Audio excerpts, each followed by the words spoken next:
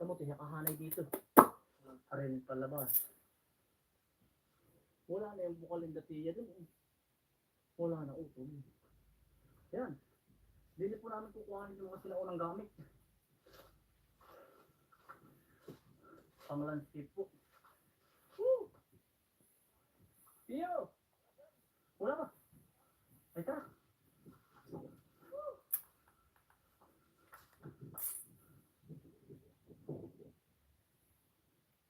Pupuntahan po natin. Woo! Madala palay mo ah! Madala yung palay!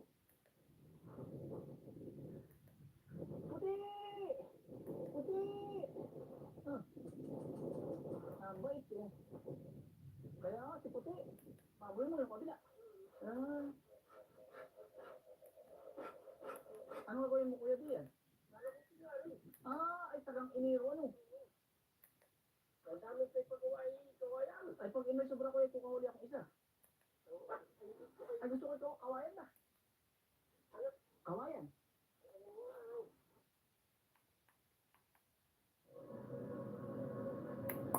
Napapalibutan ng malaparaisong karagatan ang maliit na pulo ng hingutanan sakop ng Binunido Bohol. Ang malawak at kalmadong karagatan ay nagsisilbing kaibigan at takbuhan ng mga taong umaasa sa biyayang hatid ng karagatan.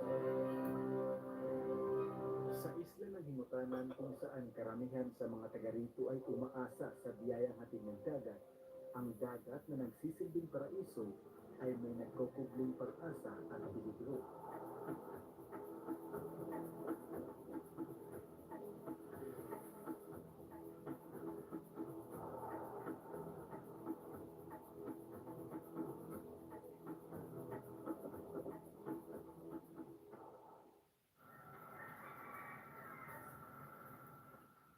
Mula sa Leyte, ako ay nagtungo sa maliit na isla ng hingutanan sakop ng Binunido, Bohol.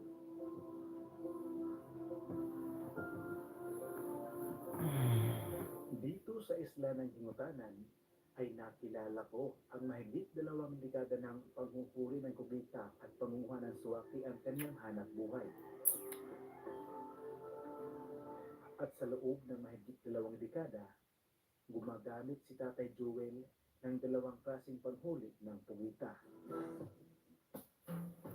Ayon sa kwento, noong unang panahon, ang pulo na ito ay wala pang naninirahang mga tao.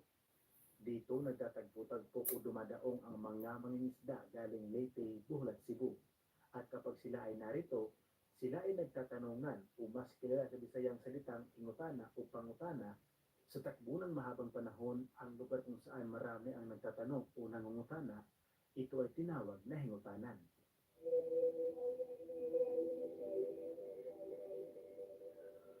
Sa umagang ito ay sasama ako kay Kuya Joel sa karagatan para masilayan kung paano hinuhuli ang kubita. Gamit ang maitim na may mga galamay at hugis drone na bakal, ito ang kanyang magsisilbing sandata para makahuli ng kubita. Dahil may sira at kailangang ayusin ang bangka ni Kuya Joel, matagal na siyang nakikihiram sa bangka ng ilang mangingisda.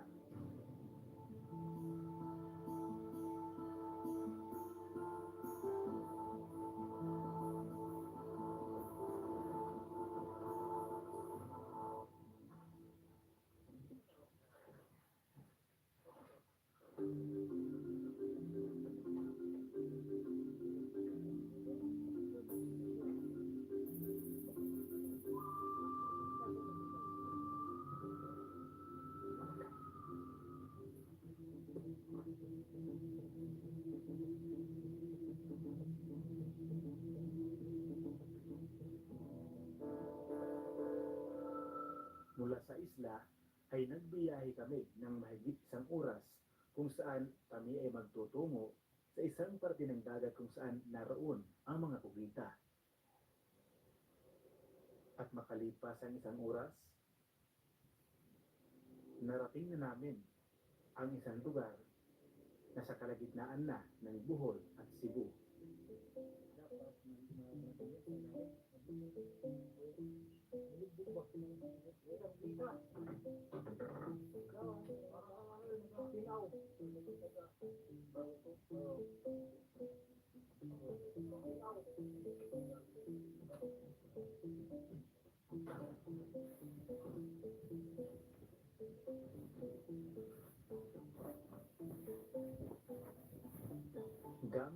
maliit na fiber boat, ito ang sasakyan nila para magmasid ng kubita sa ilalim ng dagat.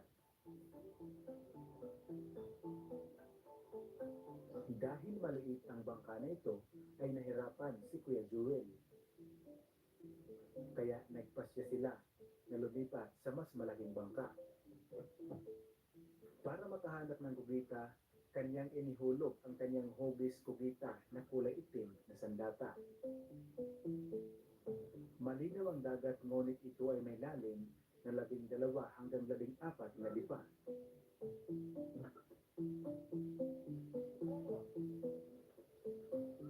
Kung ang iba, sumisisid sa dagat gamit ang pana at naghahanap ng kubita sa ilalim ng mga bato, si Kuya Joel nakasakay lang sa bangka, ngunit pagmamasdan ang kanyang may nakataling mukhang kubita.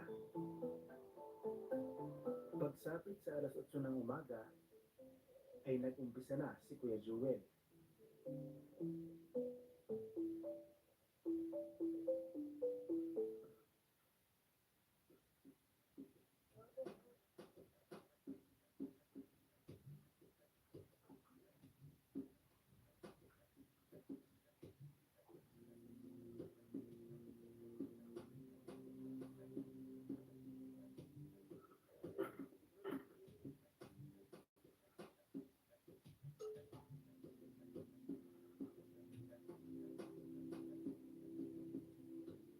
Sa ilalim ng dagat ay kailangan niyang pagalawin ang mukhang kubitang kulay itim.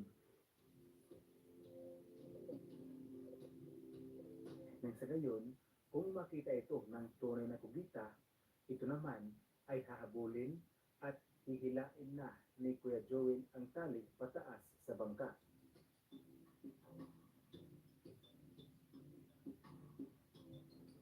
Ngunit makalipas ang isang oras ay walang nakitang kubita. Kaya nagpasya kaming lumipat ng ibang lokasyon.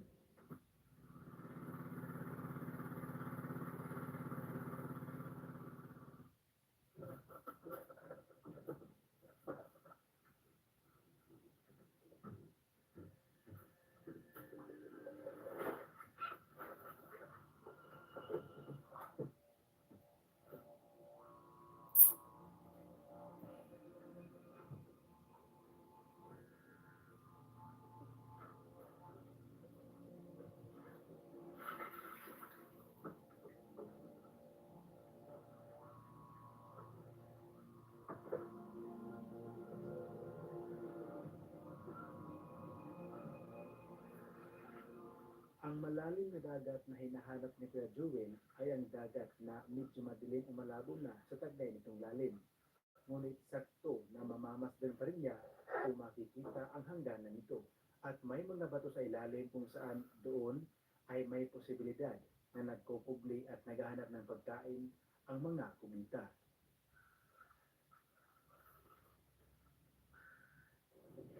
Makalipas ang mahigit isang oras, ay may isang kubita na nakita si Kuya Joel.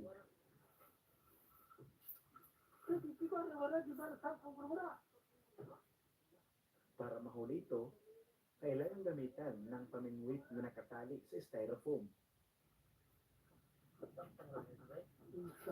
Ang anak ni Kuya Raymond Macaraya na siyang may-ari ng bangka ang inutusan tanggalin ito.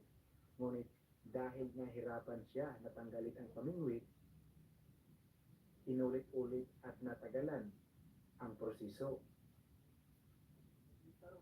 Ngunit makalipas ang ilang minuto ay lumayo na ang kubita.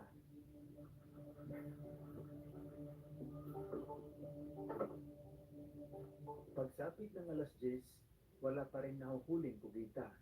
Ngunit si Kuya Joel patuloy pa rin lumalaban at umaasa. Sinubukan kong gawin ang ginagawa ni Kuya Joel. Doon ay nalaman ko na hindi biro at masakit sa ulo ang kanyang ginagawa. Sa loob ng mahigit 2 oras ay sinubukan kong umidlip. Ngunit sa hindi inaasang pagkakataon, humingi ng tulong si Kuya Joel.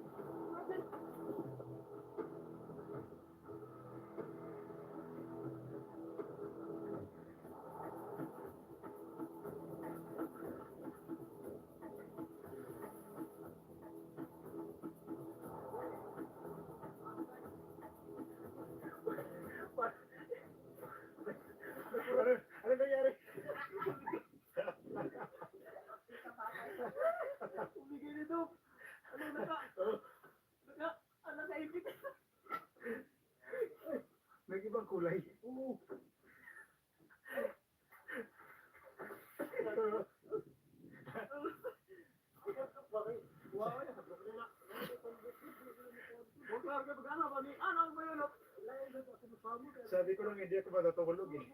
Pero yung ano niya, tapos yung ano, natasunod. Kuya, bakit mo kinagat? Para mamatay. Saan banda yung kinakagat? Dito. Pati, Yung gahe niya. anong parte ng katawan yan? Sa mata? Mata? Ano lang yun, parang nabi Sa niya, leg? patigas. Leg? Utak. Utak? Tigasin mo, tapos ano, wala nang, ilalim mo. Yan. Wala nang gahe. Wala nang ano. Wala.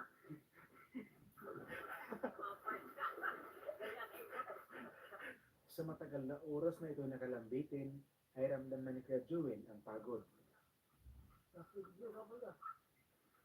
Maliban sa panghuli ng kugita, may dalawang panghuli din si Kuya Joel sa mga malalaking pusit. Ito ay ang tinatawag na pasaya ng hipon at ang isa naman ang hugis drone na tinatawag ng isda-isda. Katulad ng galamay di kamay, ang isda-isda na ito ay kailangan ding pagalawin sa ilalim ng tubig nang sa gayon ay hahabulin ito ng malalaking pusit.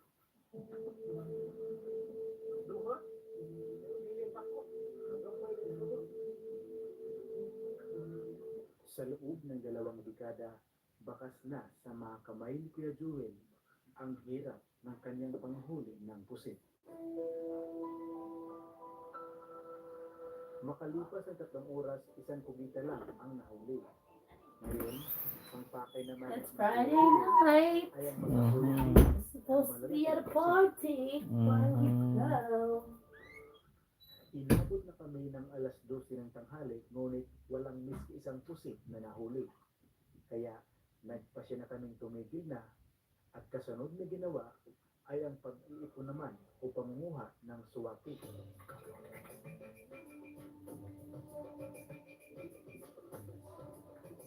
Katulad ng tuyong, ang suwaki na ito ay nakakain din ng kanyang gonads o laman ng shell.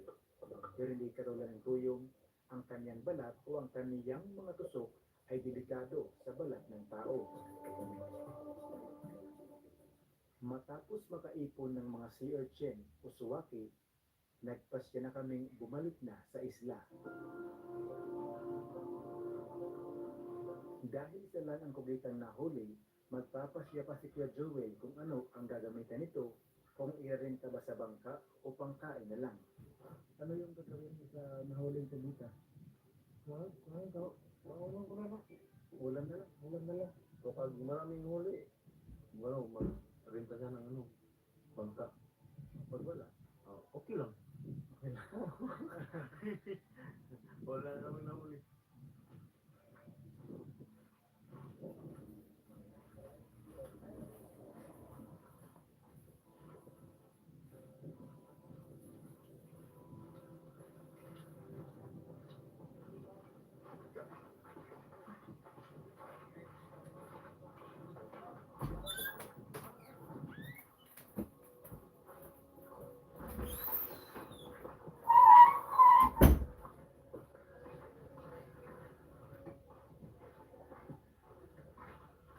Yung kugita, Will.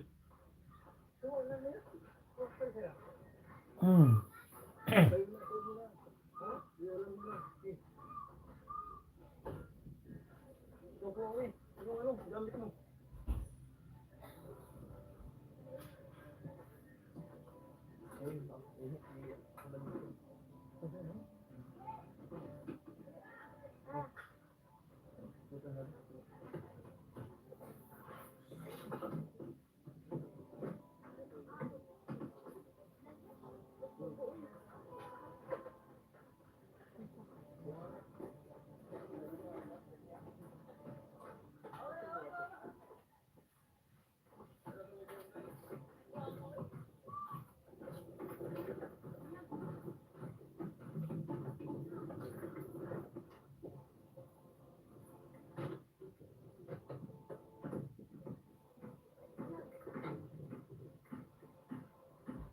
Makalipas ang mahigit 4 na oras na pakikipagsapalaran, isang galamay ng dagat lamang ang ibiniyaya kay Kuya Joel ng karagatan.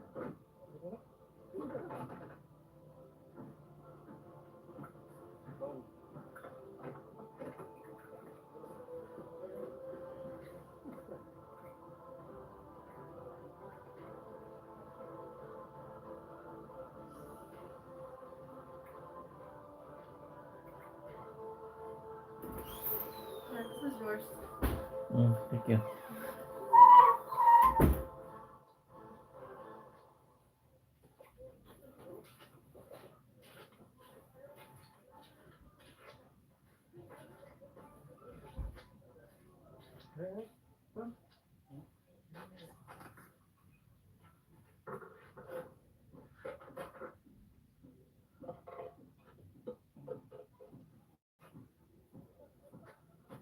Ang Waray at Bisaya ay magkaiba ng lingwahe.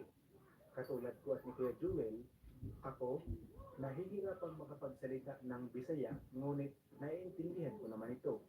At si Kuya Jewel, naiintindihan ang Tagalog, ngunit nahihirapan magsalita. Kaya, minsan, nahihirapan kami mag-usap. Ilang taon mo ito gamit? Ilan na katuig mo pag gamit ano? 20 katuig na. 20. So, Bay- 20 ka na katuig na nanguha. Kita.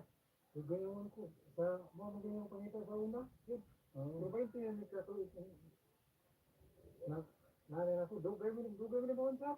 Damo na nga. Daghan na nga pugitaan. Nakuhan. Nagsugi. Bata pa lang daw si Kuya Joel ay isinasama na siya ng kanyang ama sa dagat para manghuli ng pusit. Kaya doon ay natutunan niya kung paano manghuli ng mga ito.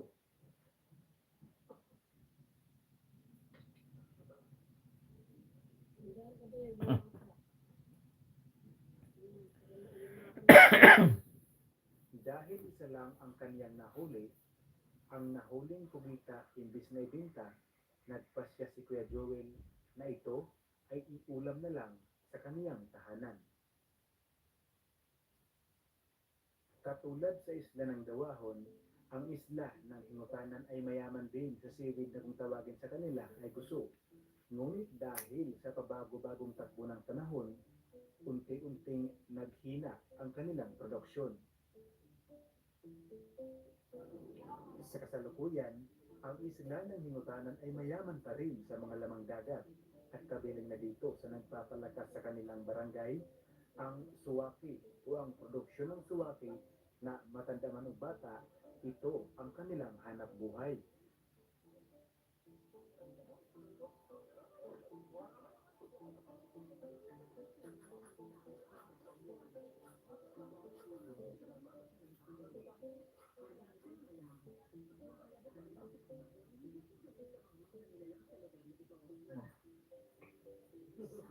Isa? Magkano yung isang lapad? Yung phone? Ang pangalan mo? Anong grade ka mo?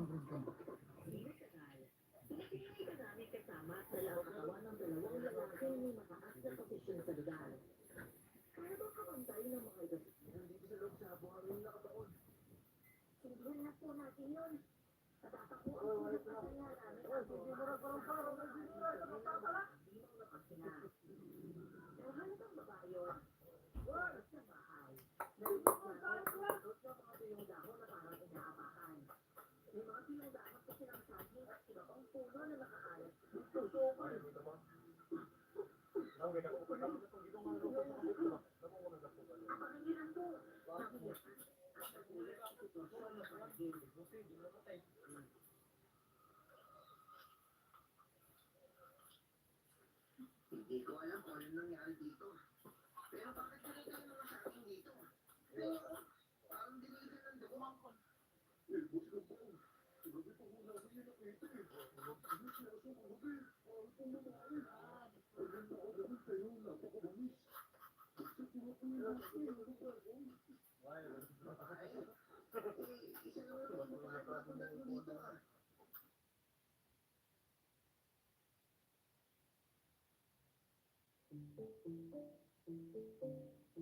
Ang isla ng Hingutanan ay nahahati sa dalawang barangay.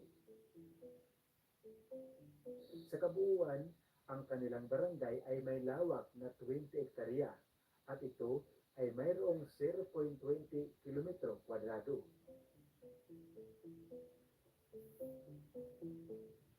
Dahil malakas ang produksyon sa kanilang barangay ng suwaki, ang kabilang parte ng kanilang baybayin, aakalain mong ang mga puti na ito ay buhangin. Ngunit ito ay ang mga durog na shell ng mga sea urchin.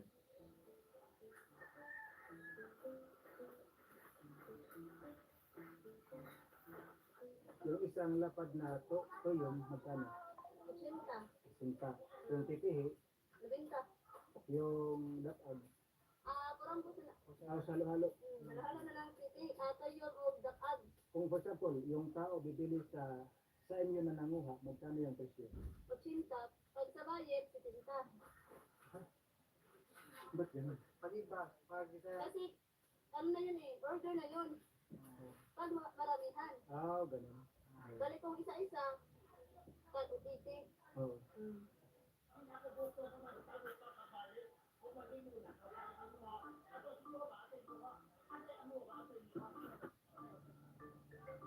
Sa islang ito, may mga tao ding umaasa sa pangunguha ng mga bituin sa dagat, ngunit mga ito. Pagod.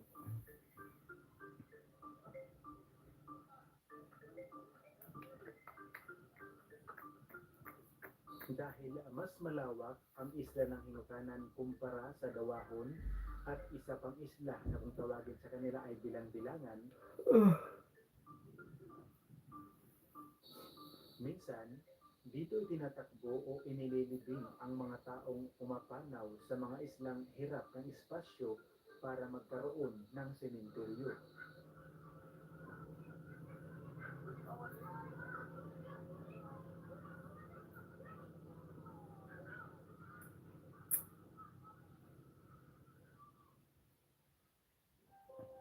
Mula dito sa isla ng Hingutanan, sakop sa munisipalidad ng Benunido, lalawigan ng Bohol, ako po si Antonio Cabubas at ito ang Province Life TV, Discoveries, History, Explore, and Document Network.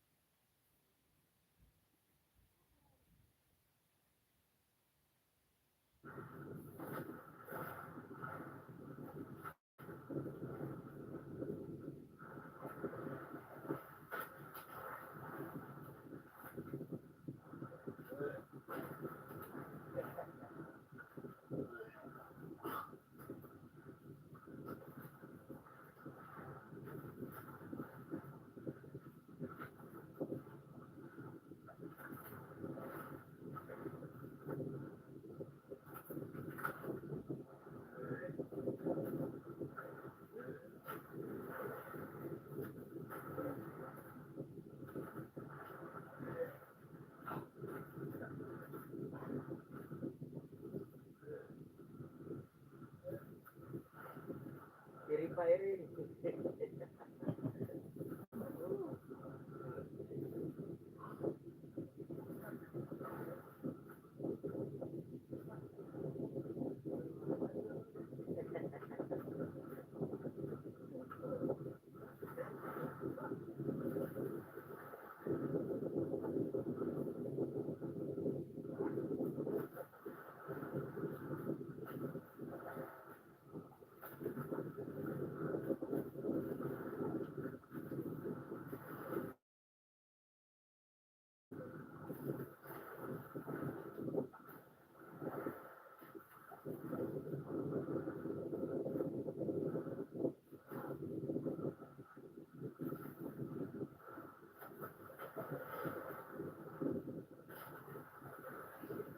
Hindi ka nag-iisa.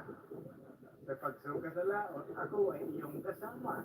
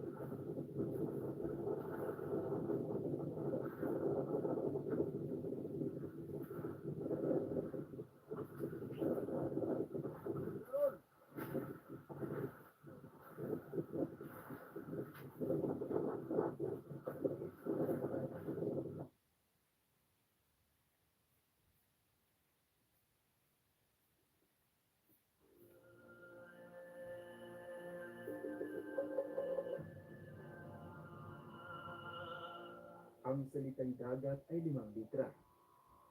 Ngunit ang maraming tao ay sa dagat umaasa.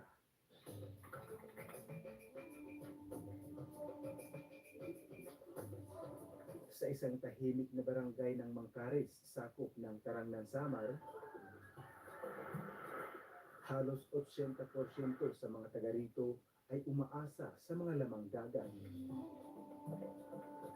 Ngunit gaano man kayaman ang ating kalikasan, may mga panahon na ang biyayang hatid ng ating karagatan minsan ay mayroong hangganan.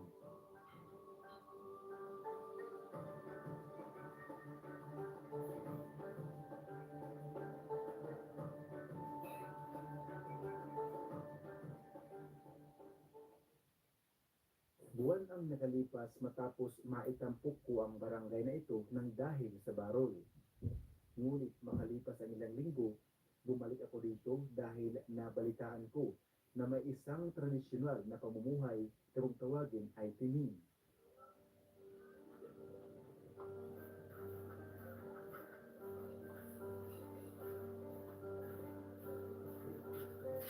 Sa isang maaliwalas na hapon ay nakilala ko ang mahigit 2 dekada nang nagtitining si Kuya Sherwin Capalla.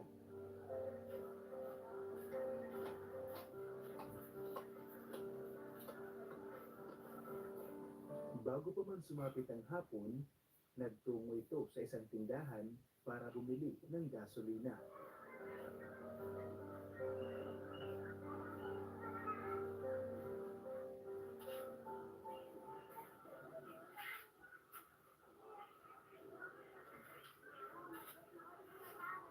Ito kasi ang gagamitin nila para magtungo sa laot para sa pagtibaw o tingnan ng tining kung ito ba ay may nahuli ng alimasag.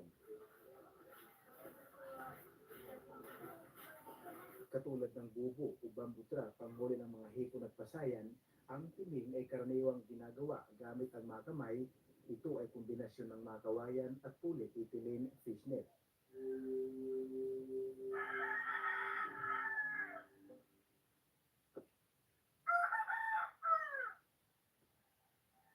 Pagkagising sa umaga, nagkape muna si Kuya Sherwin at ang kanyang anak na si Rico bago magtungo sa laot.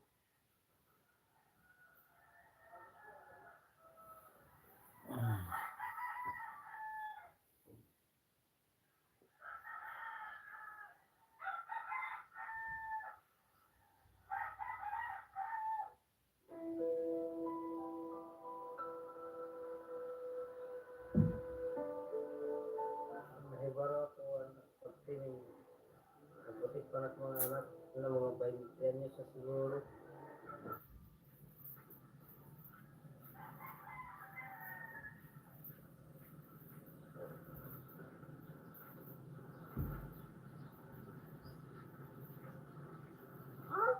Ano yung dala?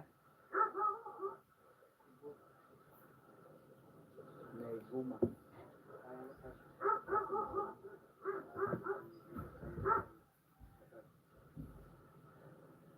Nadagat kami din alas 3 san kagahon. Tapos pagkatulog doon, alauna, ang tulog ako na taong pagkatibay. Tibaw ang tawag kung sila ay pupunta sa dagat para tingnan kung may nahuli na ulaman ng mga alimasag ang kanilang mga tining, at pagtaon o taon naman ang tawag kung sila ay pupunta sa dagat sa madaling araw para lagyan ng pamain o laman ang kanilang tining, nang sa gayon dito papasok ang mga alimasag at hindi na makakalabas. Ilang sandali pa ay bitbit na ni Rico ang putol na water can kung saan nasa loob ang pamain sa timing panghuli ng alimasag.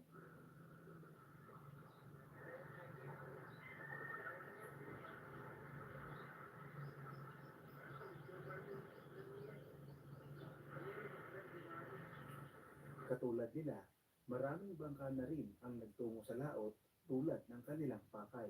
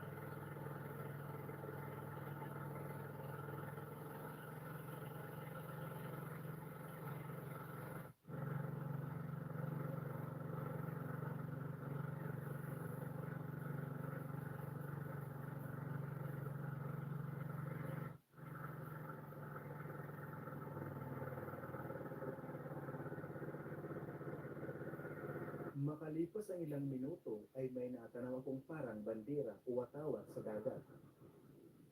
Ito na pala ang aming patay at nasa ilalim ang tinatawag nilang tining.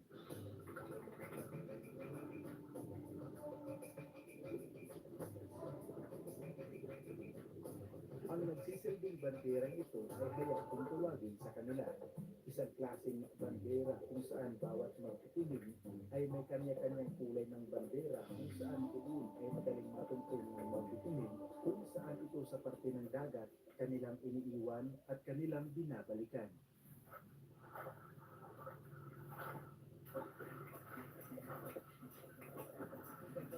Sa umagang ito, ang kanilang ginagawa ay ang paglalagay ng mga isda sa loob ng tuming at ang tawag dito ay pagpapain.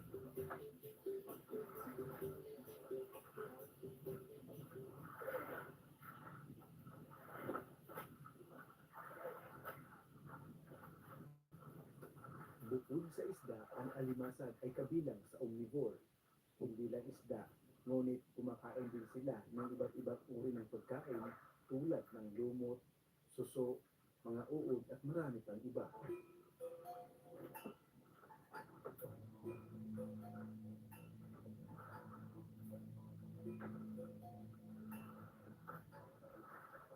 Ngunit hindi ibig sabihin na kapag nakapasok na ang alimasag sa loob ng timing, ito ay kanilang ibibinta. Depende sa laki at timbang ng alimasag, ang mas malaki ay kanilang dinadala.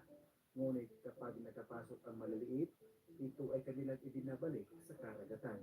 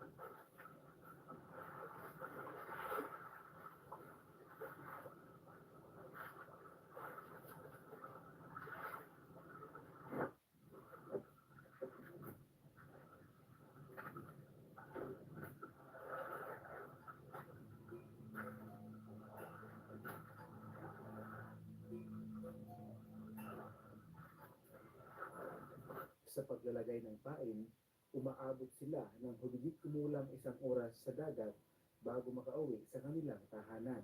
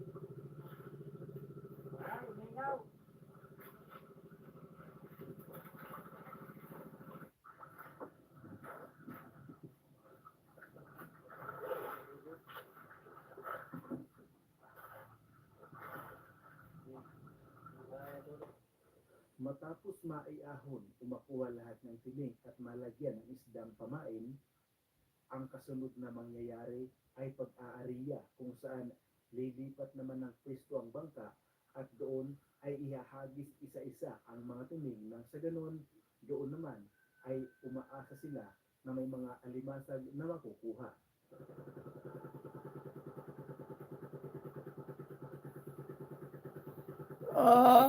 Antok na ako. Pagod.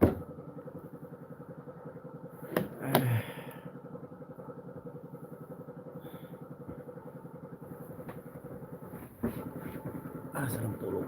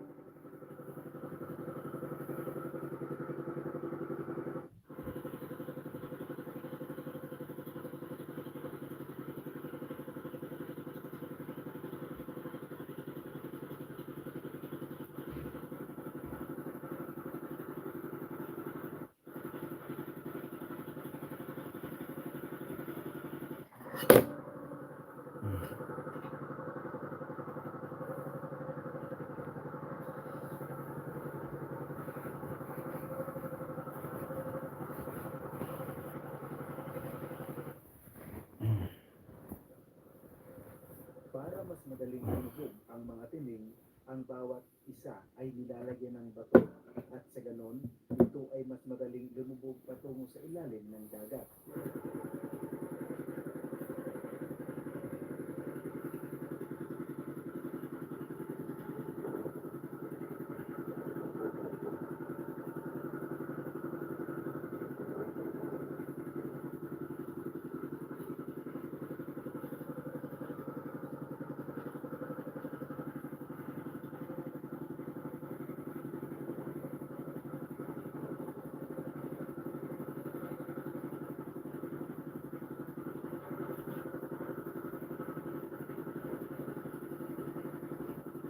Matapos ihagis ang lahat, ay inilubog na rin ang bandera o ang tinatawag nilang hayag, ngunit sa ibang lokasyon na ng dagat.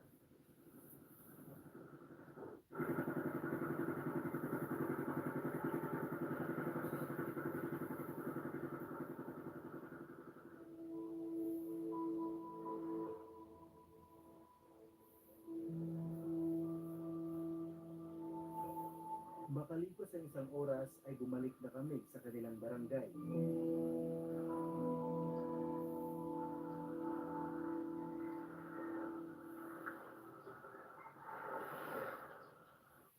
Paglawat lang na papapisado sa ako. tubangan. Kung gadya ko na po danay 500, kasapang po nga nin matag, dahil naabot yapon, pag-aawit ko ang halaga, danay 600.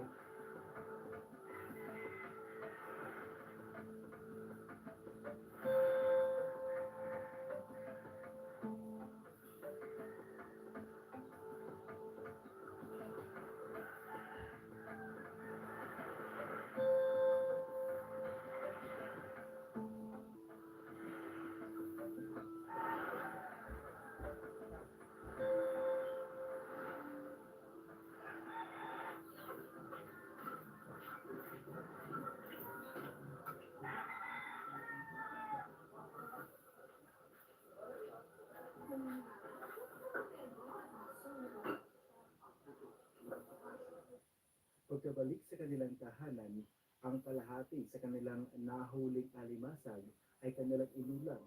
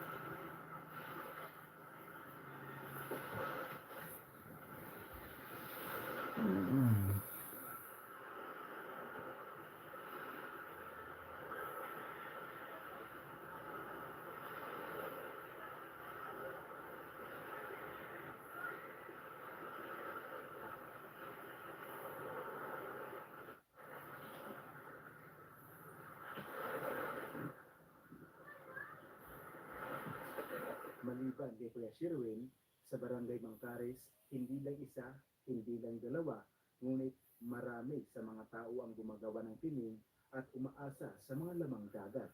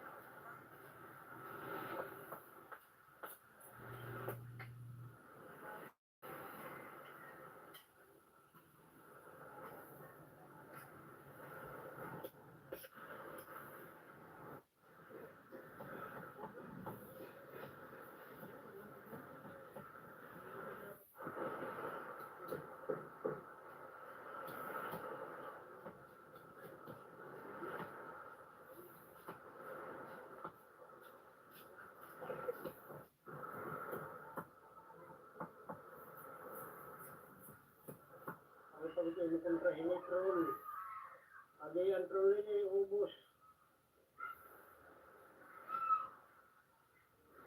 Pero yung pakaburi-buri. Pero, nga, danay na ko, ragi, nagpirmi, hindi lang dito kuwan.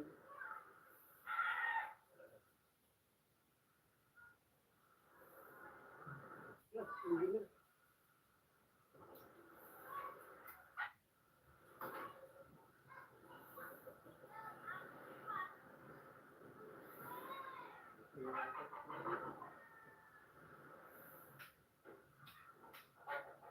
Alauna ng hapon, babalik na naman si Kuya Sherwin sa karagatan, hindi para maglagay ng pamain sa kanilang piling, kundi para tingnan kung may mga nahuli ng alimasag ang mga ito.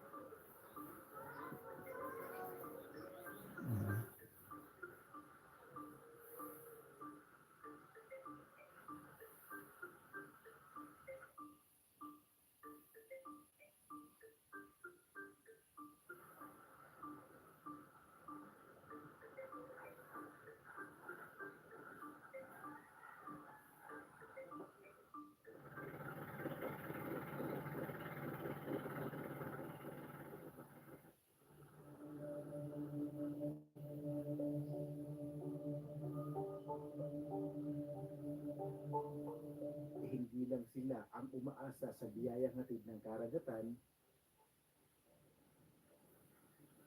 ang dagat ay nagninistulang pasyalan na lang ng mga taong may mga bangka at dito sila ay parabang nagkakarira. Ngunit hindi lahat ng oras sa kanilang pamumuhay sa karagatan pabor ang panahon, kaya kailangan nilang tanggapin anuman ang dumating na hamon. Itong bagyo kay galing kami nabuntining, na-wash out, naruruba. Sana'y di rin naman naliliba. Nawawari na kami, naghihimo na lalag kami truck.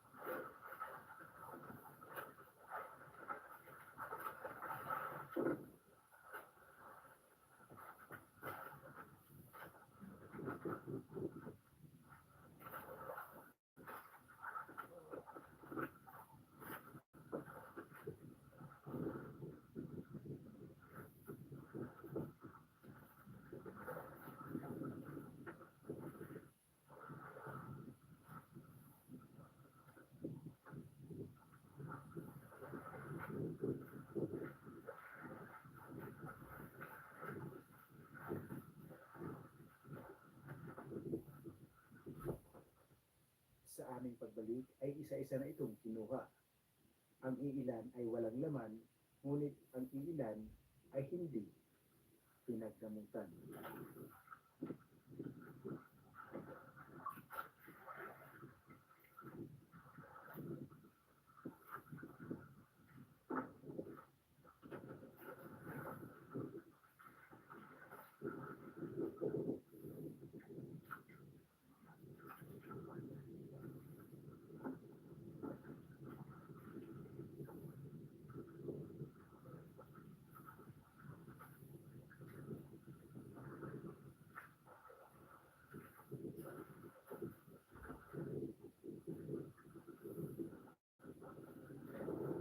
Sa kanilang pagbalik, hindi ibig sabihin na bawat alimasag na natatrap sa loob ng timing ay iuuwi na at ibibenta sa kanilang barangay. Ang bawat maliit na alimasag ay ibabalik sa dagat at ang malaki lamang ang kanilang dadalhin para mapakinabangan. Ipinagbabawal kasi ng DENR o Department of Environmental and Natural Resources ang panghuli ng maliliit na alimasag, kaya ang kanilang kinukuha ay ang saktuhan lamang ang laki.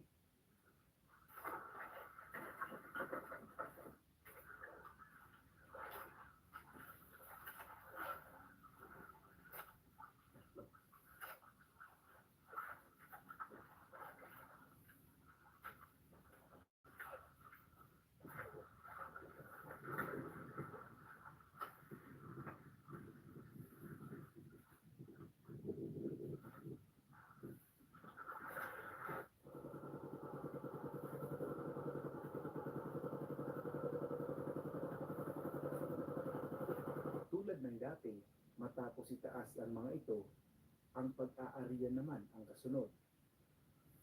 Muling ibababa sa ilalim ng dagat ang mga ito nang sa ganon, babalikan nila ito mamayang 3:00 ng madaling araw.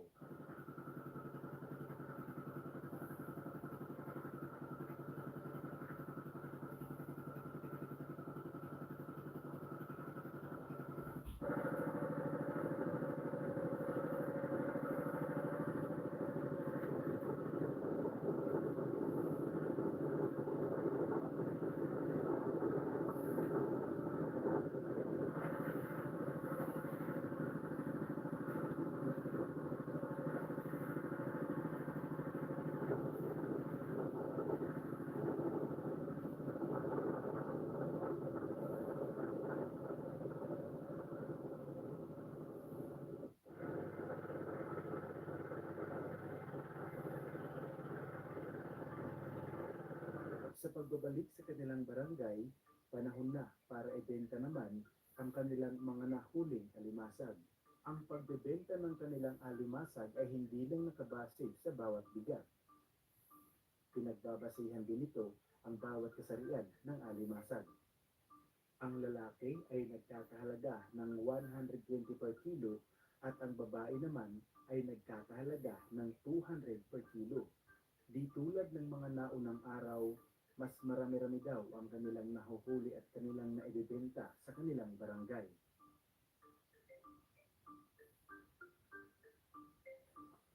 Sa araw na ito, hindi man marami ang kanilang nahuli.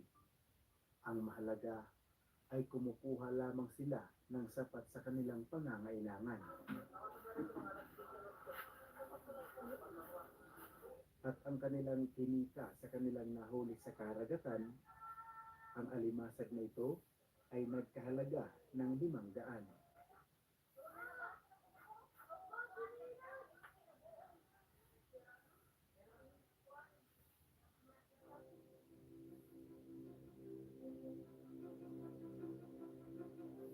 Konektado sa dagat ang buhay ng iilang mga residente sa Barangay Mangkares, sakop ng Karangan. Dagat na nagbibigay pag-asa at pasakit sa mga taong dito ay nakikinabang, nagbibigta sa ating kabuhayan, ngunit ito rin minsan ay nagnanakaw ng buhay ng iilan. Isang araw, 2 bisis kaming bumalik sa dagat para sa alimasag. Ngunit isang plangganang alimasag lamang ang kanyang ibiniyaya.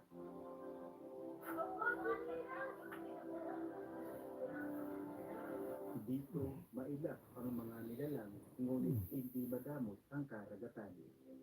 Marahil, nagpahinga lamang ito dahil sa mga taong mapang-abuso. Hindi man marami ang kanilang nakuha sa karagatan, ang mahalaga, kumukuha lang sila ng sapat lang upang matugunan ang sikmurang kumakalam. Mula dito sa Barangay Mangkares, ako po si Antonio Cabubas at ito ang Province Life TV, Discoveries, History, Explore, and Docu Network.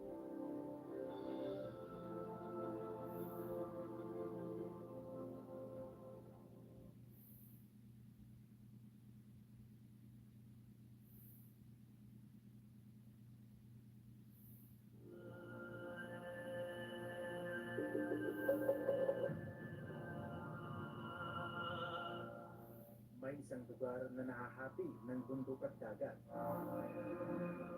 May mga taong matagal nang nakikipagsapalaran sa ilalim ng mundong maalat. Kung sa ibabaw ng lupa, dugo at pawis ang puhunan upang tira ay kitain, sa lugar na ito, hininga ang puhunan at bawat linggo, sila ang sisisiring.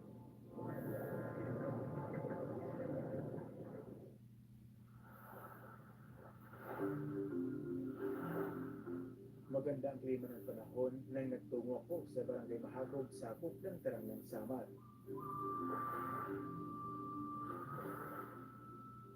Masayahin ang mga taga rito, payat ang pamumuhay, at higit sa lahat, konektado sa dagat ang buhay ng mga tao.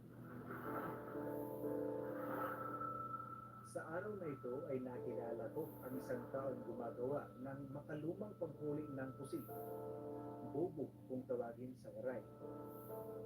Sa pamamagitan ng kawalang ginawang parang kulungan o iskahon, ito ay binabalot ng pinagtira-tirasong lambat. Para makahuli ng pusit, gumagamit sila ng sariling itlog ng mga ito upang gawing patibong. Itinatali sa ng punong kahoy na nakalagay sa ilalim ng bubog. Sa araw na ito, pinayagan ako ni Mang Hernante upang sumama kinabukasan sa laot at nang masaksiyan ang iba't ibang uri ng panghuli ng mga lamang dagat.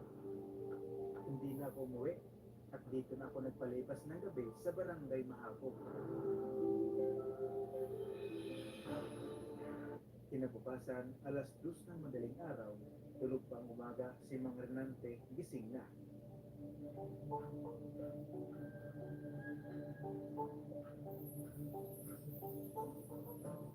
Bitbit ang dalawang malaking sako, nagtungo siya sa tindahan upang bumili ng yelo.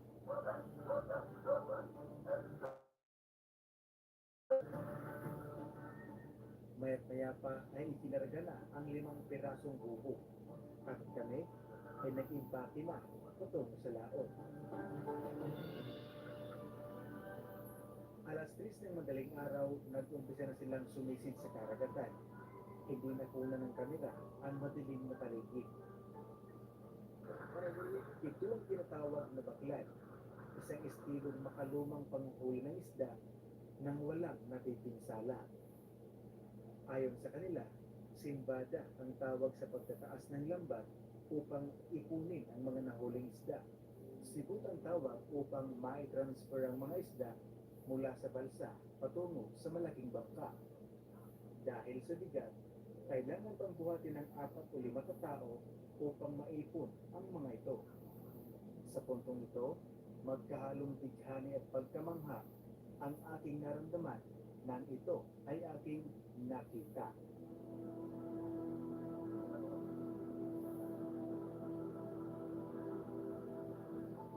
Ilang saglit pang nakalipas, naubos na ang isda mula sa balsa. Akala ko ganito lang kadali kung pulutin ng mga isda kung kailangan ng paghiwa-hiwalayin. Dahil hindi ko pa alam ang proseso, imbis na makatulong, natinik at nasugatan ang aking kamay. Humigit kumulang kalahating oras ang itinagal bago natapos ang paghiwa-hiwalay ng mga isda base sa klase ng mga ito.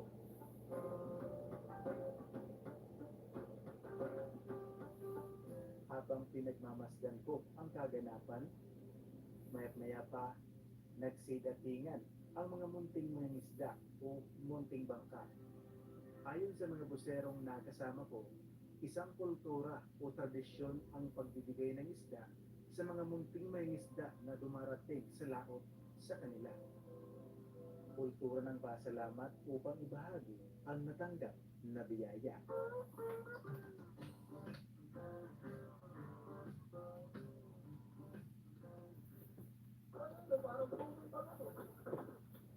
Kaya na rin kulay para mag-yung ka rin.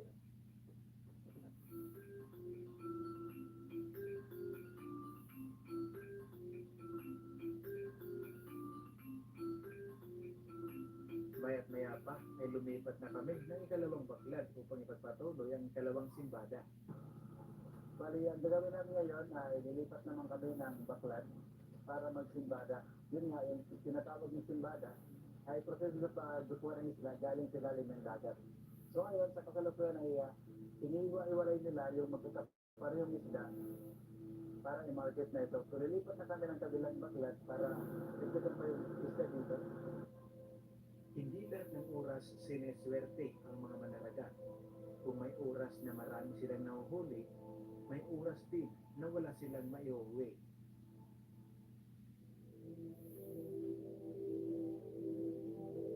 Una, kanina medyo madilim pa doon, may sinamahan ulit ako papunta dito sa dalawang baklat para magsimbada ulit. So sila, ang tinatawag na taga-compressor, sila yung magsasabi hilingan ng mga taga-sisig para sa tanggalin yung lambat sa ilalim ng dagat.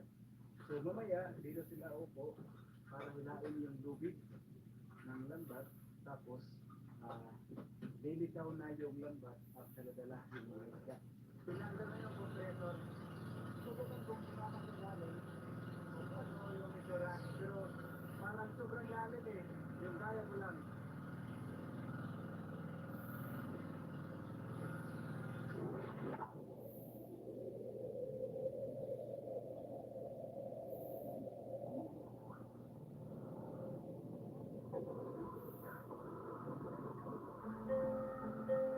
Dahil napakalalim ang parte ng karagatan ito, gumagamit sila ng kompresor upang magsilbing hininga sa ilalim ng karagatan. Busero ang tawag sa mga taong gumagamit ng kompresor upang sisirin ang malalalim na bahagi ng karagatan. Kung silang mga busero ang sumisisid sa malalalim na parte ng dagat, ang ilan sa mga taong walang ginagamit na kompresor Tungkulin nila ang lumangoy sa mababaw na parte ng dagat upang ayusin ang lambat. Si Mang Renante Ayade ang isang team leader ng baklad na ito. Tungkulin niya ang magbigay ng utos kung anong dapat gawin sa pagsisimbada. Ayon sa kanila, kailangan ng isang grupo ng isang pinuno na may karanasan at eksperto na sa pagdating sa mga gawaing baklad. Kaya bakas sa mga galaw ni Mang Renante ang kanyang pagiging eksperto. Maya't maya pa ay nag-umpisa ng itaas ang lubid patungo sa ibabaw ng balsa. At si Mang Renante ay umahon na.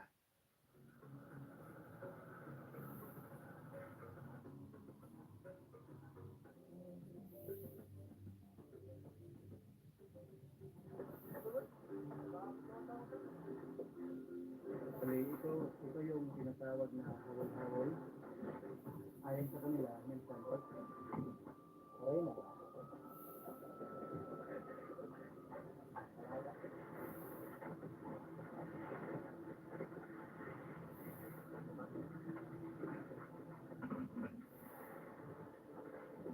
Anong ginagawa sa hawol-hawol sa ibang bahay?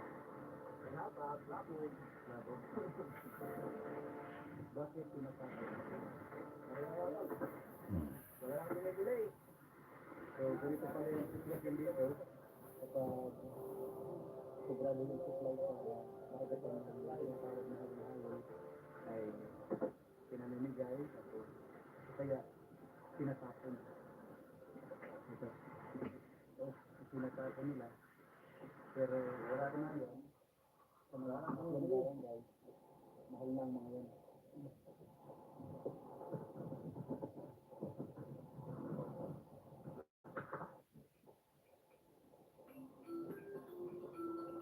Nakasama ko ang isang buserong si Sadam Palumarbulos, presidente ng Mahakob. Ayon sa kanya, kapag marami ang supply ng isda na nahuli tulad ng hawol-hawol, minsan wala nang bumibili. Minsan ipinamimigay at minsan kanilang ibinabalik sa dagat.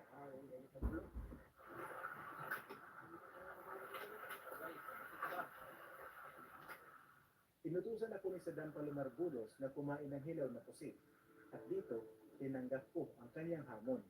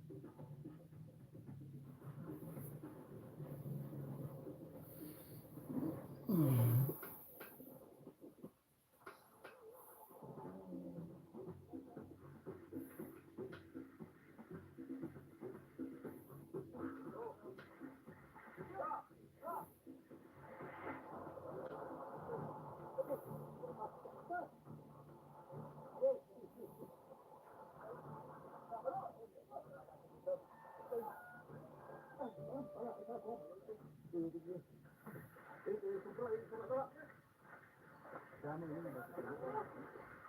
Dami ini na dapat. Wala ito, pang tao mo na ito. Bali ito yung kulay kapag buhay pa yung pusit. Galimit mo sa karagatan, medyo brown at may pagka-transparent. Kapag ginawakan mo ito dito, na nandun pa sa lambat, higit yung kanyang tentacle sa yung kamay. Sabi ng kanilang ng baklan. Ako na to. Sabi ng kanilang team leader ng baklan ay yung kanilang container daw, pang konsumo lang daw.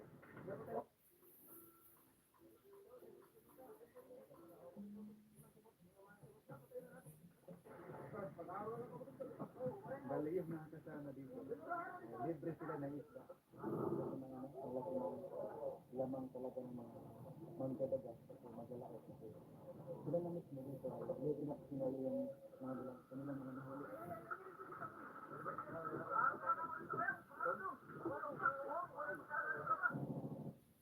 Nung natapos kaming magsimbada ay dumiretso na kami sa isang lugar kung saan doon pwedeng mahuli ang mga pusit.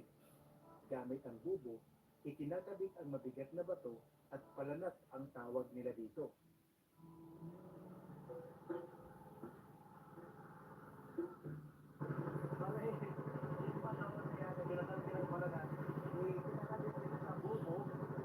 Para mas lumubog pa yung bubong sa ilalim. So yan, nilagay na yung itlog ng pusit para yung mga pusit na mangingitlog, dyan mismo papasok. Merong pinakapunong kahoy na sanga na nilagay dyan para dyan sila mangitlog. Sobrang lalim ng dagat, kaya kailangan nila gumamit ng compressor para magsilbing hininga sa ilalim ng dagat.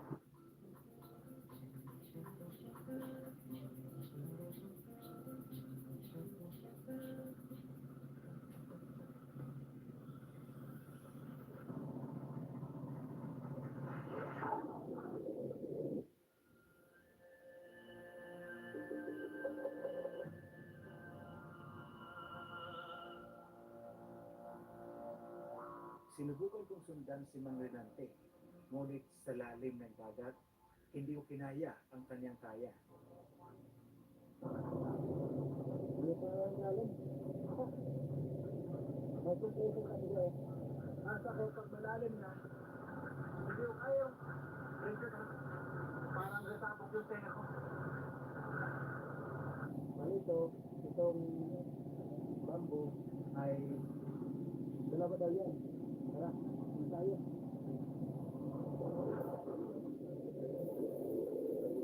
Sa ikalawang pagkakataon, sinubukan ko ulit siya sundan. Bit-bit ang bubo pa ilalim, ngunit hindi talaga umubra. Sa sobrang lalim ng dagat, pakiramdam ko ay sasahog na ang tenga ko.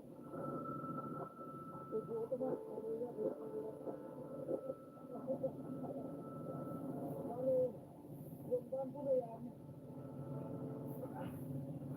sa dalawang binukto, ay doon ikinakabit yung bubo sa ilalim. Kasi ba hindi ko kaya ang lalim ng bigat pa na makakita malalim ng dagat? Oh! Ang hirap. Hirap.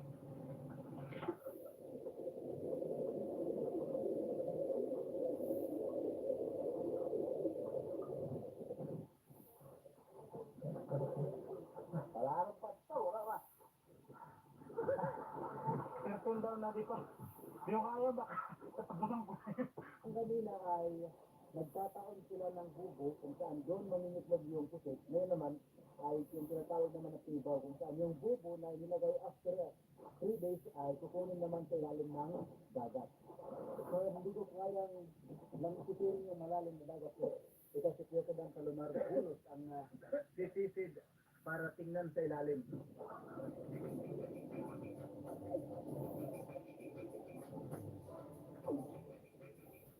Sa pagkakataon na ito, si Kuya Sadam naman ang sumunod kay Mang Renante upang makita kung paano itinanapit ang bubo sa ilalim ng dagat. Ngunit napakalalim pa para sundan ito. Sa takot na baka sumabot ang GoPro sa pressure at sa lalim ng dagat, mas minabuti niyang bumalik na lang sa ibabaw. At nung bumalik si Mang Renante, bit-bit ang isang bubo kung saan may nagpupumiglas na dalawang pusit. Kanilang ibinubuga ang kanilang itim na likido. Ito isang paraan upang hindi sila makita o mahantong ng mga predator.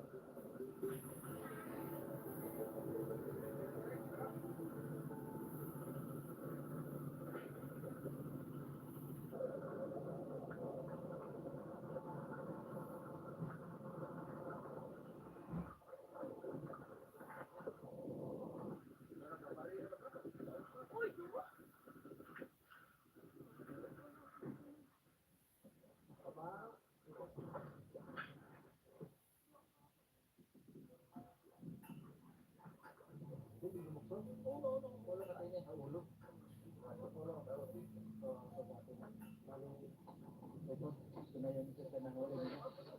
Okay, kung isa sa nanguli nila. Grabe, di ba?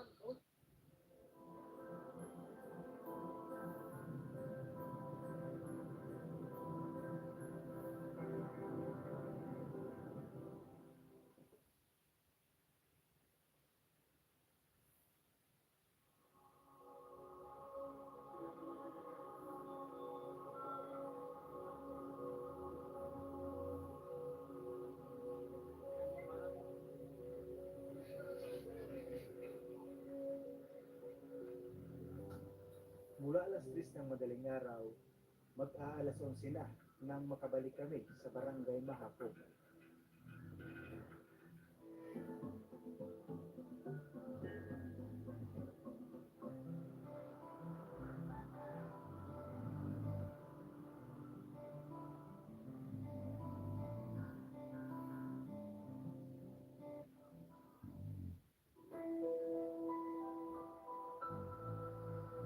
Kinabukasan sa ikalawang pagkakataon, isinama ulit ako sa pag-isimbada, ngunit sa ibang bangkana.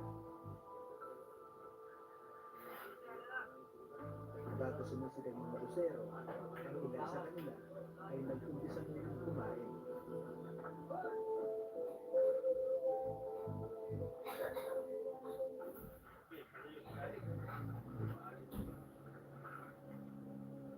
Daan-daan nyo lang yung tinatakas yung lambat para sa mga isda na nasa ilalim. Sa parehong paraan, dahan-dahan nilang pinagtutulungan upang maitaas ang bunganga ng lambat. Aakalain mong naglalaro lang ang mga ito.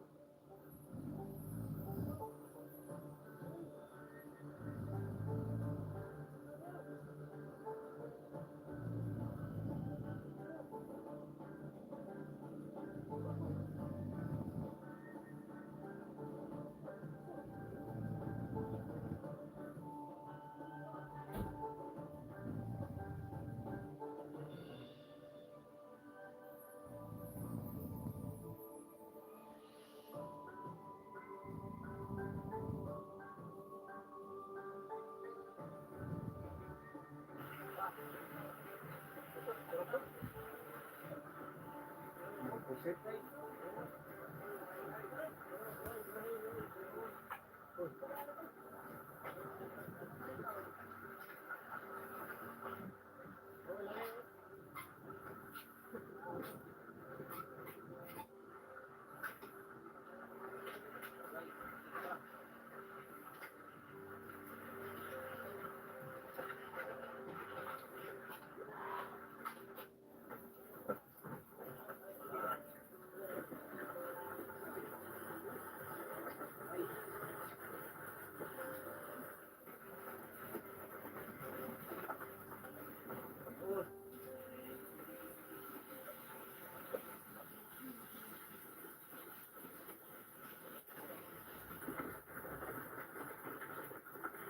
Tulad ng kahapon, may mga munting mangingisda rin na dumating upang manghingi ng mga pampain isda o pinagkarang sa pambibingil.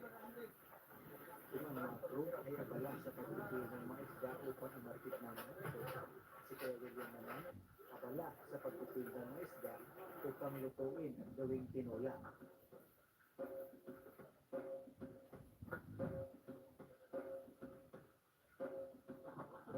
Makasyon na tanan. Yung ulam dito ngayon ay yung kakahuli lang mismo na isda, yung buhay na buhay. Yun, nanlalaban pa. Meron dito mga pusit, hagumaha. Maya't maya pa ay may isda siyang ipinakilala sa akin. Ayon sa kanya, pinsotis daw ang tawag dito.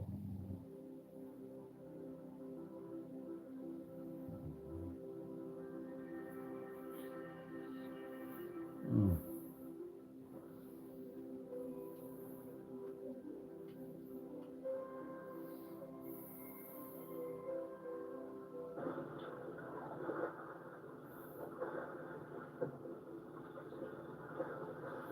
Samantala, akala naman si Kuya Jill at si Kuya Judy upang ilagay ang isda sa banyera.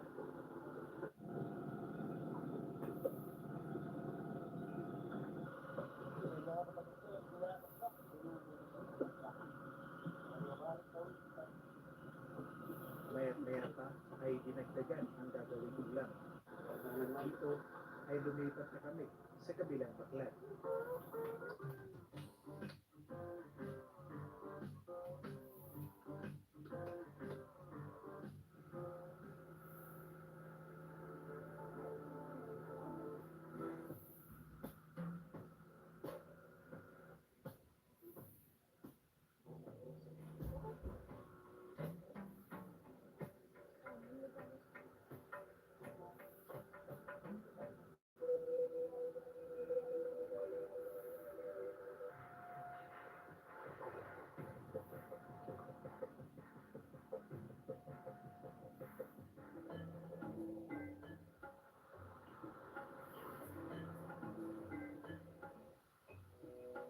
ito yung mga nahuli nila, nagpaka-banyera na tawag dito sa Planggana, heavy duty. Merong mga pusit, yan, napakarami. Tapos merong hawol-hawol, meron pa doon. Ito yung una na simbada. Bali yung pangalawa naman, sumisisid na yung mga pusero para kunin yung lambat sa ilalim ng dagat. Tapos dito naman sa balsa, dito naman hilain yung lambat para i-transfer na yung mga huling isda patungo dito sa malaking bangka o tinatawag na kanter. Mayat niya pa ay nagsiahonan na ang mga busero at iba pang mga crew. At ayon sa kanila, walang laman na isda ang kanilang baklan. Kung meron man, ay kakarampot lang. Kaya nagdesisyon sila na kumain na.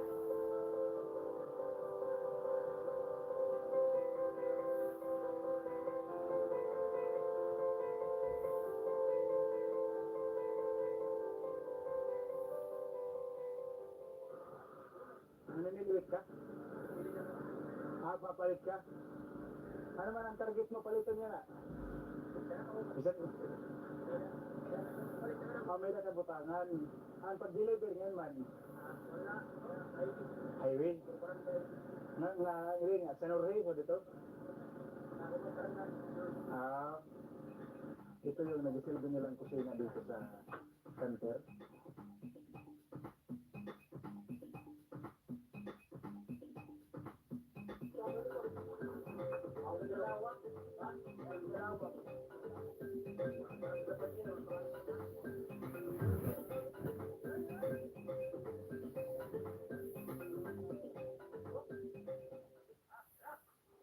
Sa ikalawang baklan ay hindi sila pinalad.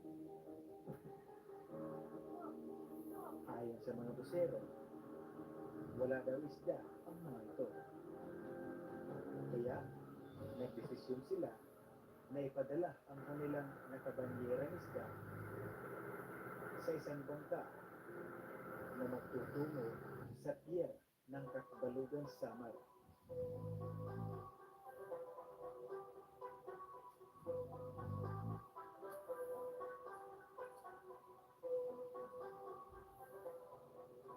Kaya si Kuya JP at Kuya Jerry, nagtulungan silang buhatin ng mga isda patungo sa kabilang bangka.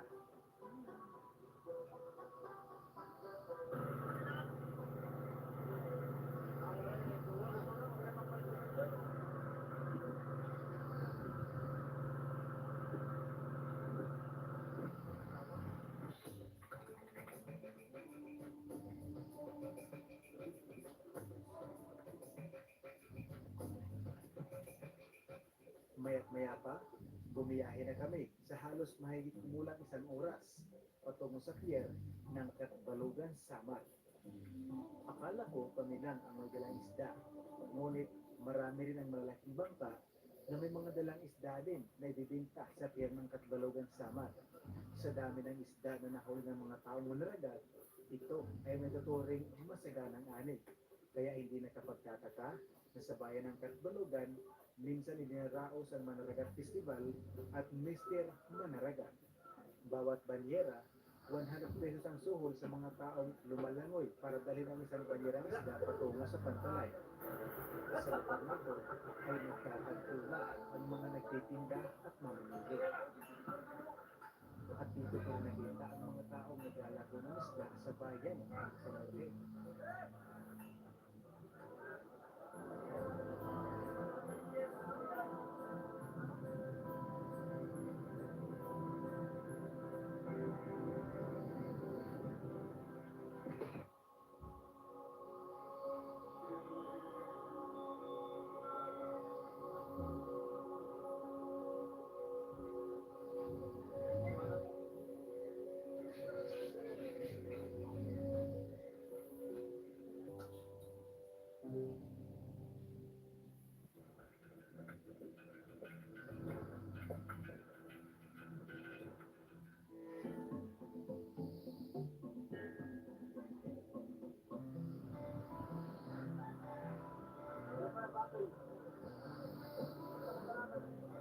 Pira na natin.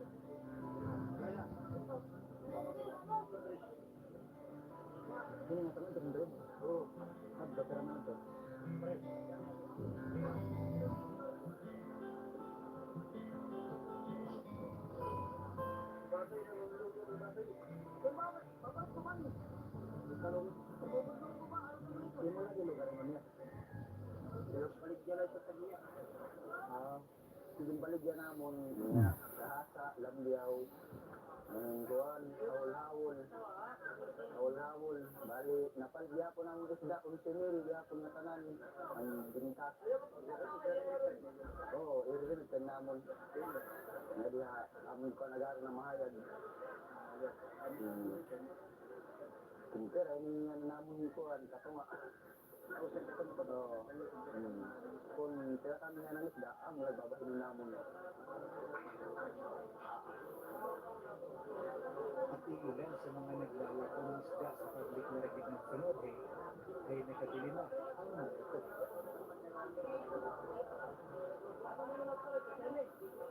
Ano man, ako na palit. Ano man. Let's muli na akong palit. Ade na akong palit. Oo, kauguti na. Mili na akong palit, oo. Ang mahal, ade 3 mil. Mag-upay siya, oo. Pero, mahal la, mahal. Bisa niya, mag-upay, mahal la. Matapos ibenta ang isda sa pier ng Katbalugan, ay nagtungo naman kami sa Old Mahayag, kung saan nire-remit ng pera sa kanilang amo.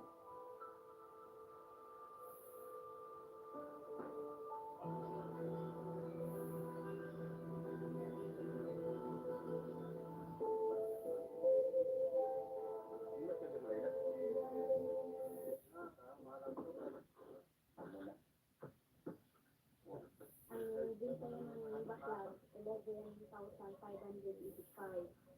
Minalimpyo, kay tungod ng sila ang dako, ang limpyo nila 6,347. Bali, ang iragastos na tanan 5,238. Ang irabinta na 11,585, igmay sa iragastos na 5,238. Bali na sa kanila lang yung kwarta, 6,347. Bali sa 6,437, hatag na lang para ang mga tao. Kung ay kaya naman din. Kung ako na tuloy dapat.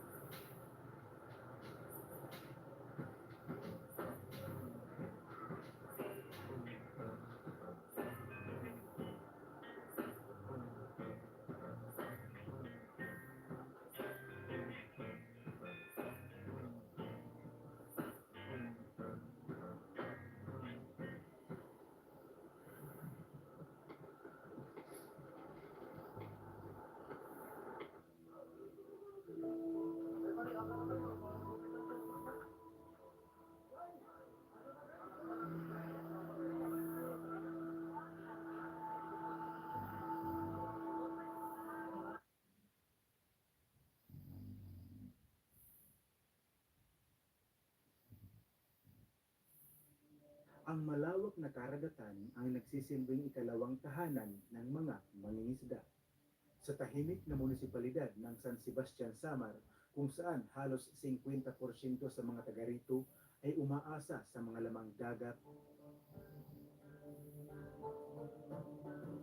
lugar na impukan ng klase-klaseng yaman,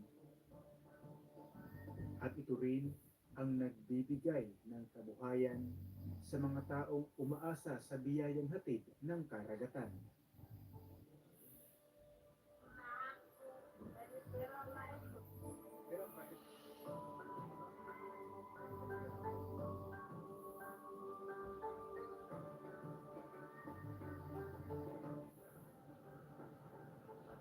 Sa tahimik na bayan ng San Sebastian ay nakilala ko ang isang taong isa sa kanyang paghahanap buhay ay ang pagbubunuan. Ayon sa kasaysayan, ang bayan ng San Sebastian ay dating kilala bilang Balugu na ipinangalan mula sa ilog Balugu. Ito ay nagsimula bilang isang bisita o maliit na pamayanan na sakop ng Paranas, Samar. Ngunit sa paglipas ng mahabang panahon, ito ay pinalitan ni Padre Fray Domingo Ruiz ang pangalan nito sa San Sebastian mula sa kanyang lugar na kapanganakan sa Espanya. Taong 1894 hanggang 1895, ang San Sebastian ay binigyan ng katayuan bilang isang pueblo at isang hiwalay na parokya mula sa Paranas. Noong panahon ng Rebolusyong Pilipino, ang bayan na ito ay isinama bilang isang baryo ng Paranas. At sa panahon ng pananakop ng mga Amerikano, ang bayan na ito ay isinama sa bayan ng Rey Paranas sa kasalukuyan. At sa takbo ng mahabang panahon, sa pamamagitan ng Republic Act number 543, muling naitatag ang San Sebastian bilang isang independenteng munisipalidad. Dahil ito ay malapit sa katawan ng karagatan, isa sa ikinabubuhay ng mga taga rito ay ang tinatawag na pagbubunuan. Yan ang binubuhay ko sa pamilya ko. Ang problema ko lang kasi minsan ito sa ng buhay ko. Minsan yung nakakapag. Sisira ba yung pagkat namin? Ngayon ako din ay laman ng huli namin sa laot. Nako nila at sisira pa sila ng lambat. Doon sila dadaan. Alas 11 ng gabi pa lang, alas 10. Punta kami na doon. Malaki ng dagat. Papatayin namin. Sa umagang ito ay sasamahan ko si Tatay Garciano patungo sa kanyang bunuan na binabalik-balikan. Ang San Sebastian ay isang bayan na malapit sa mga katubigan. Ang mga tao dito ay malamang matagal nang nakikipamuhay sa mga yamang dagat. Ang bunuan ay maaaring umusbong bilang praktikal na paraan upang makakuha ng pagkain at kabuhayan mula sa karagatan.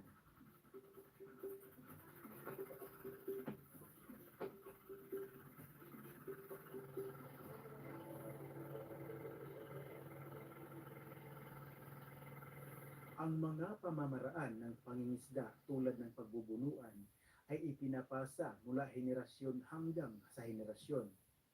Ang kaalaman na ito ay tungkol sa mga galaw ng mga isda at iba pang lamang dagat at kabilang na dito ang mismong galaw ng karagatan.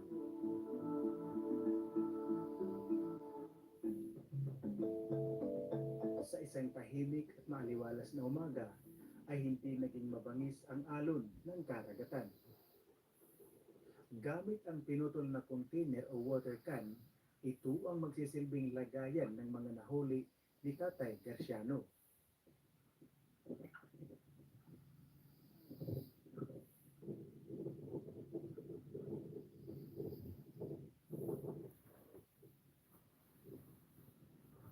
Ngunit bago pa man ito magsimula, mas inuna niya munang ilabas ang mga basurang naipon sa loob ng bunuan.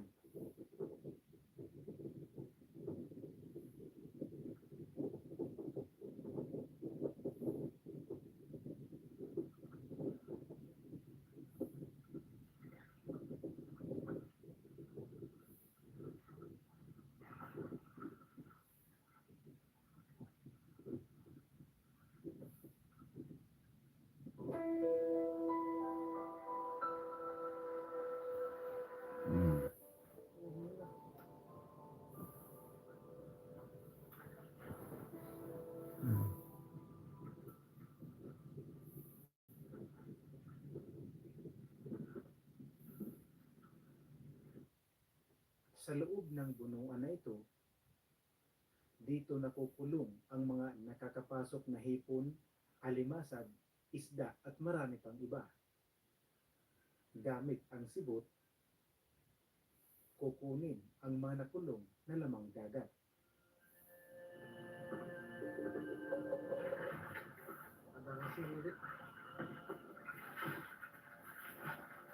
Ang kanyang nahuhuling alimasag at hipon ay walang pinipiling sukat. Kabilang na dito ang maliliit na isda.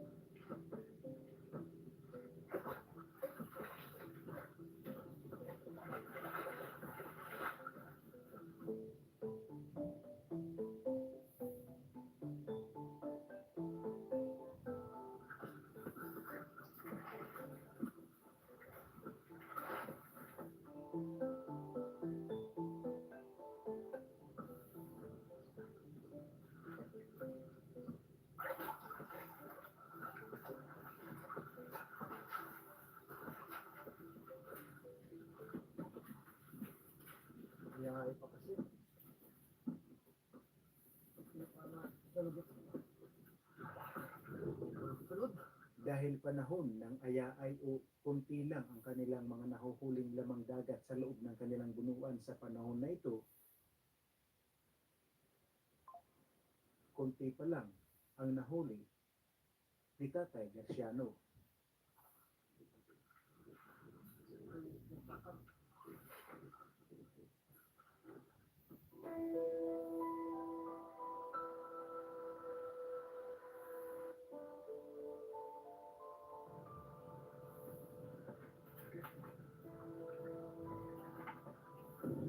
Ang ayahay kasi, yung dagat, yung amis ng dagat, hindi pa malakas. Pero pag malakas na ang amis ng dagat, mas magiging low tide na, malaki ang low tide, marami kami nahuhuli. Ilang sandali pa ay kulang na ang kanyang nakukuha, kaya nagpa siya itong tumigil na at lilipat sa kabilang bunuan. Dahil madamot ang karagatan, kakaunti pa rin ang kanilang nakukuhang lamang dagat. Minsan nakaka-benta kami ng magiging 1,000, 10 lang doon. Pero minsan naman, pag ayahay, hanggang sa ano lang, nakakaulam, pambili ng bigas.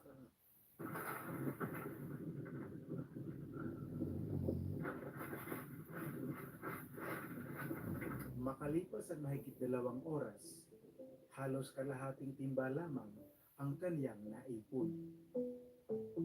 Sapagkat iba't iba ang hugis ng mga alimasag, ang maliliit o bata pa ay kailangang balik sa karagatan.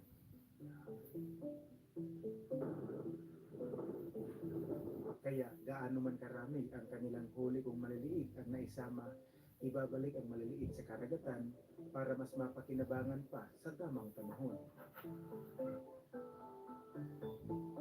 Yung ganito kalit na alimasan, pag yan nagpalit ng bahay niya, ganito kalit kalaki. Araw lang yan, siguro mga 2 linggo lang yan. Ayon sa siyensya, ang salitang alimasan ay isang pangkalahatang termino para sa maraming uri ng crab. Bawat uri ay may kanya-kanyang haba ng buhay. Ang ilang maliliit na uri ay maaaring mabuhay lamang ng 1 o 2 taon, habang ang mas malalaking uri ay maaaring mabuhay ng mas matagal pa.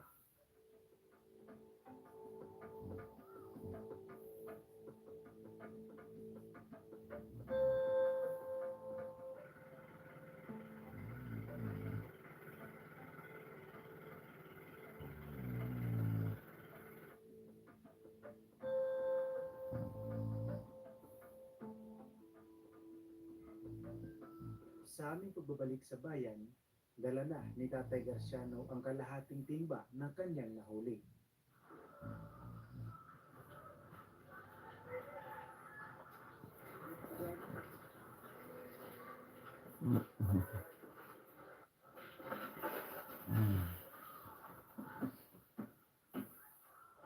Pagkarating sa kanilang bahay, kailangan pang paghiwa-hiwalayin ang hipon at alimasag.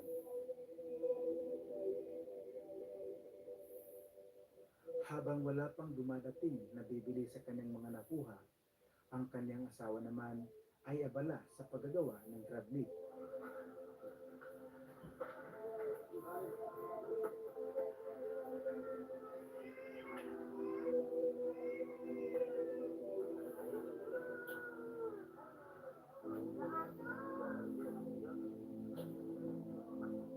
May isang uri ng isda na pakol kung tawagin sa kanila, at bawat isa ay tinatanggal ang balat. Dahil sa taglay na tigas ng balat nito, kailangan munang isa-isang balatan bago ibenta.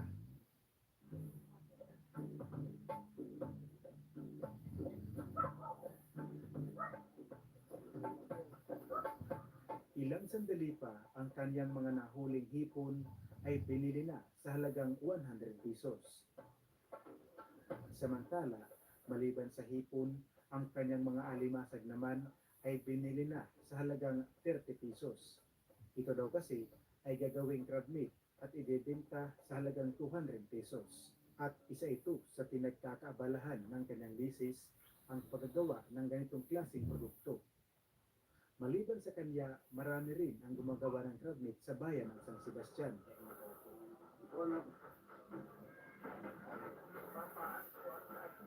At ang isdang pakol ay binili na sa halagang 30 pesos. Kung ang mga hipon at pasayan ay nabili na, ang iilang natirang maliliit na isda hindi man maibenta at lutuin, ito ay napapakinabangan sa ibang paraan. Ito ay hiniwa sa maliliit na parte, hindi para lutuin at kainin ng tao, kundi para ipakain sa alagang isda.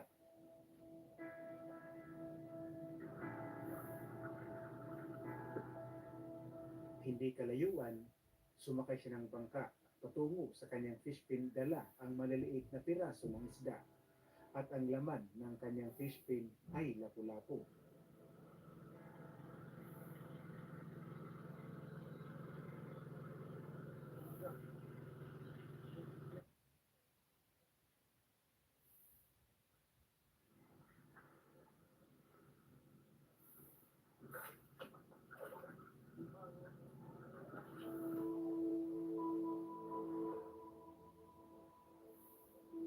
Dahil mayaman ang bayan ng San Sebastian sa crabs o alimasag at hipon, dito ay nakilala ko ang mag-asawang mahigit isang dekada nang gumagawa ng shrimp at crab crackers. Sa umpisa pa lang namin na paggawa, 1 kilo lang muna. Siyempre nag-try kami kung mabibinta ba namin. O tapos paggawa namin na ubos naman yung 1 kilo, kinabukasan uli nagawa kami ng 1 kilo at kalahati na ubos pa rin.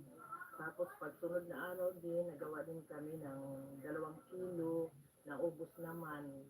Hanggang sa ngayon, ang nagagawa namin 20 kilos na kada 2 araw.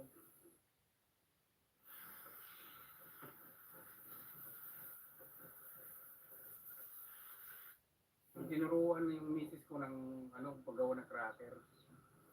Tapos yung yung asosasyon hindi naman hindi naman nag-improve sa tagal, kaya na naman namin. Dati titinda lang kami ng San Sebastian. Maliban sa kanilang bayan, sa tagal ng panahon, naisipan nilang mas palawakin pa ang kanilang produkto.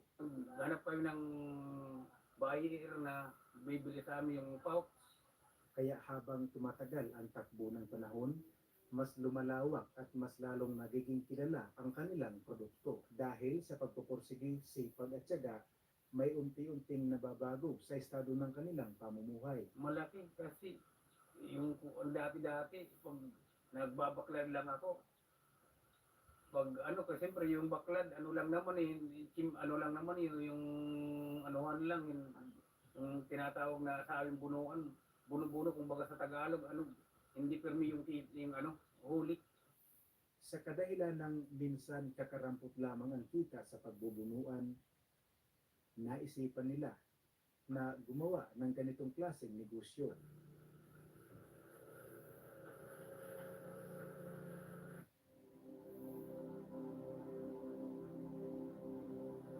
At sa isang tahimik at payapa na lugar na ito, dito ay mahigit 1 dekada na silang gumagawa ng crab crackers at shrimp crackers.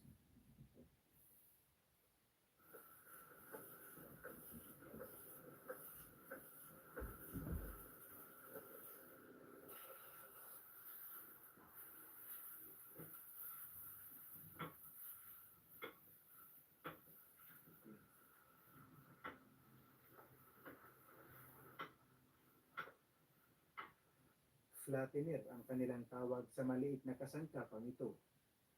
Isang paraan para mas panipisin ang pinaghalong harina at mga laman ng alimasag at hipon.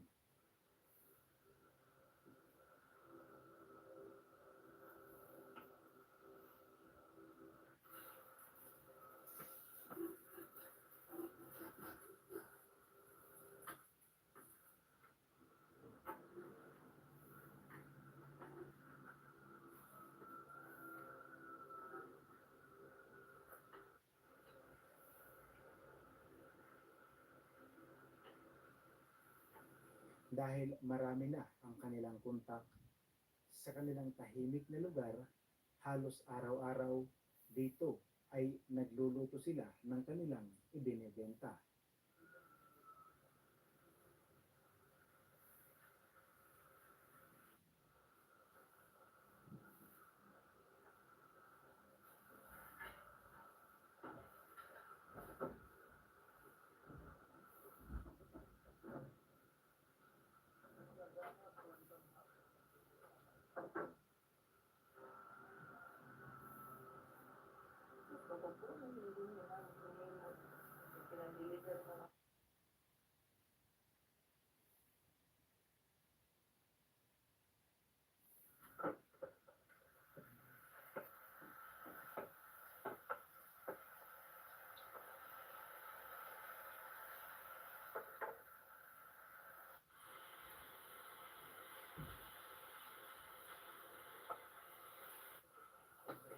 At sobrang palayo.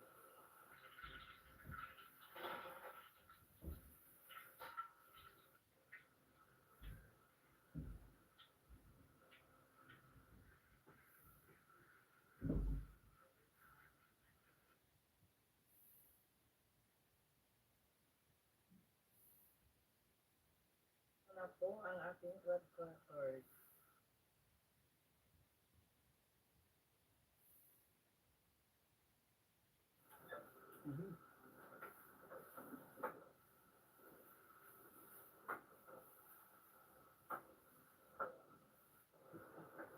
Sana mas ma-improve pa yung product namin na may marami pang mag-order sa amin para makatulong sa mga anak ko na naman mag-aaral. Mahirap ba yung pagkakaroon ng bunuan?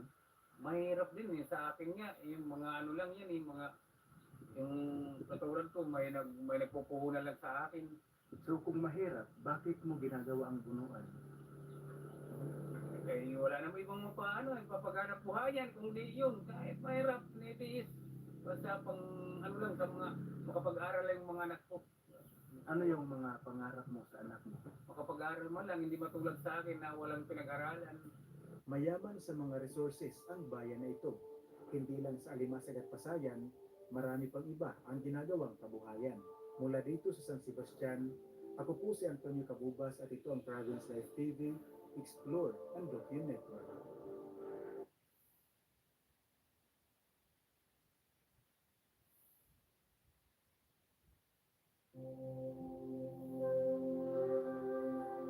Sa isang malawak at makapal na kagubatan, may isang pasyalan na tanging lakas ng iyong katawan ang puhunan bago mo ito masilayan. Pasyalan na pinanday ng ating kalikasan, isang hiyas na matatagpuan sa gitnang kagubatan. Ang bayan ng Sonorhe ay mayaman sa produktong pang-agrikultura tulad ng mga palay at root crops. Maliban dito, mayaman din sa natural resources ang nasabing bayan at kabilang na dito ang Pinigsakan Falls na maaring isa sa pinakamagandang waterfalls ng Eastern Visayas. Ngunit kung ito'y pupuntahan, kailangan mo nang dumaan sa tourism office ng nasabing munisipalidad. Pagkatapos sa bayan ng Sonorhe, ay pupunta naman sa Barangay Blanca Aurora kung saan doon sasakay ng motorboat patungo na sa jump-off point para mag-trekking patungong Pinipisakan Falls.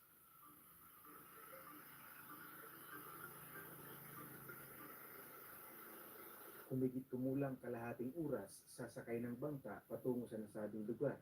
Ngunit hindi ito diro-diritso dahil sa iba't ibang paggalaw ng tubig at dahil sa agos, may mga lugar na kailangang bumaba at sa kabila ay kailangang sumakay ulit ng nasabing bangka.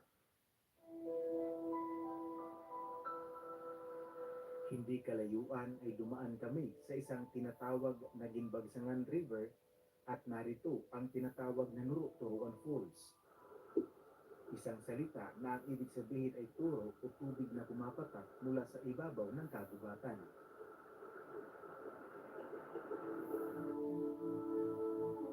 Makalipas ang ilang minuto, nagpatuloy ang aming biyahe hanggang narating namin ang tinatawag na Daroongan River o daungan ng mga motor at dito ay mag-uumpisa ng maglakbay patungo sa Pinipisakan Falls.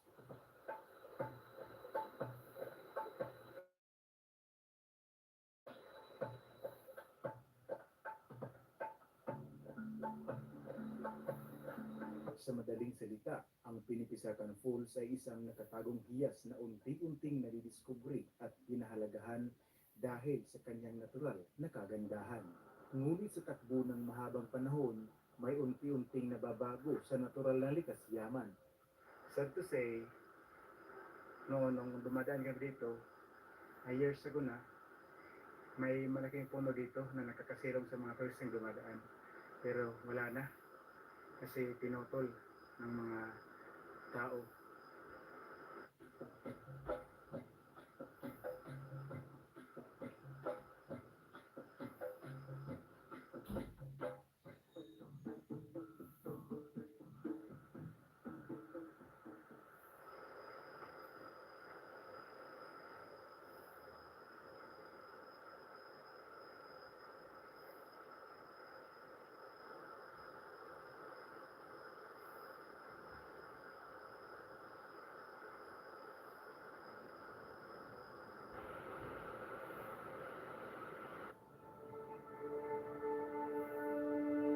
Ang isang oras ay mararating na ang Pinipisakan Falls. Ayon sa matatanda, ang salitang Pinipisakan ay nagmula sa salitang ugat na pisa na ang ibig sabihin ay tubig mula sa talon na bumabagsak patungo sa bato sa pinakaibabang parte ng ilog na nagmumula pa sa bayan ng San Jose de Buwan patungo sa bayan ng Pagsamhan, Samar. Ngunit ang Pinipisakan Falls ay lumalabas mula sa malawak na kuweba kung tawagin ay Sulpan Cave. Ayon sa ating pananaliksik, ang Pinipisakan Falls ay itinuturing na isa sa pinakamagandang talon ng Pilipinas. Nag-aalok ito ng pagkakataon para sa mga turista na makaranas ng mga aktibidad tulad ng trekking, caving, at swimming. Ang kuwibang ito ay nagalabas ng tubig at ito ay tinatawag na Sulpan Cave. Dalawa ang tawag dito. May Sulpan Cave ng Pinipisakan Falls at may Sulpan Cave sa Humakip.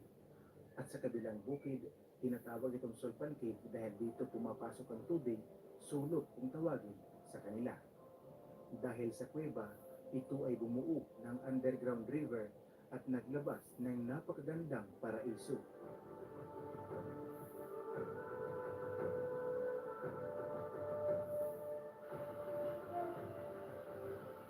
Sa harap ng una at ikalawang layer, kami muna ay nagpahinga.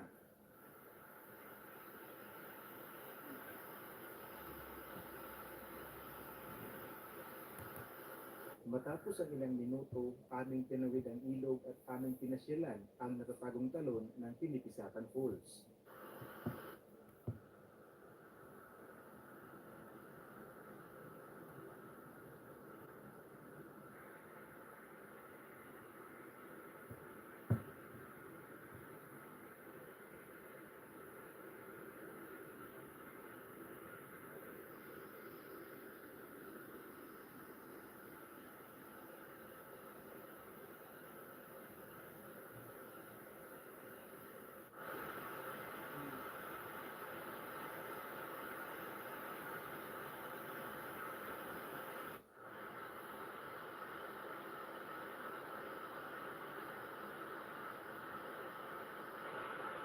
May mga turistang nagtutungo sa lugar na ito, ngunit hanggang sa baba lamang sila at hindi nila napupuntahan at hindi nasisilayan ang ikatlo hanggang ikalimang layer o talon ng waterfalls.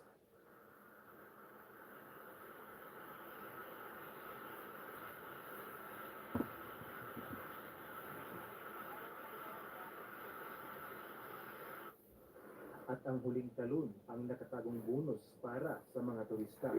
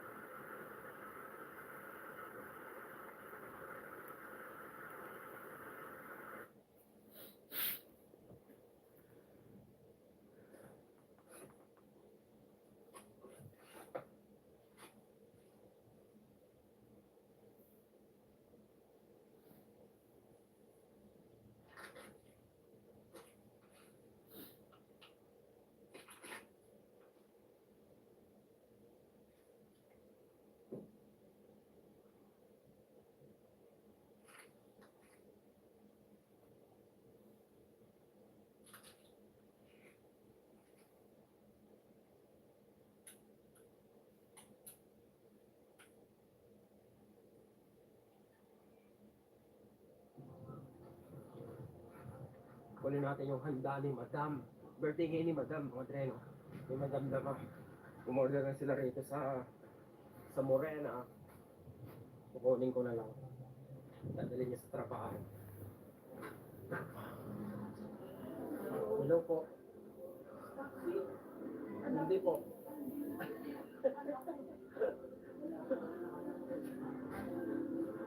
Taxi.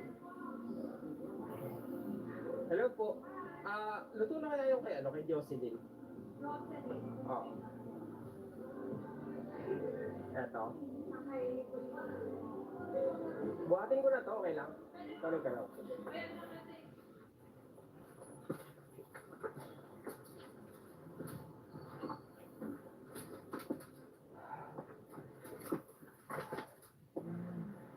Hindi ubray nakahasard ka eh. Pag may dumating na manghuhuli, huhulihin ka pa rin eh. Pag walang tao yung sasakyan, kahit nakahasard.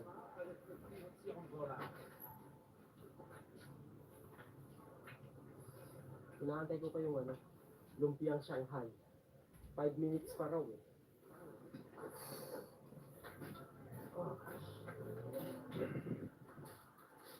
Lumpiang Shanghai. 5 order. Tsaka, alam niya, 30 pieces. Uy! Ano kaya, madulas ako, no? 30 pieces na chicken. Dadalhin niya lang sa trabaho yun. Walang handa sa bahay. Wala kami pagkain sa bahay. Bango ng chicken. Ano yan, 250 isang chicken mo, isang piraso. Mas marami kang bibilin, mas mura. Mga isang dosena o 10 piraso pataas, 250. Pag konti lang, 350 yata. No?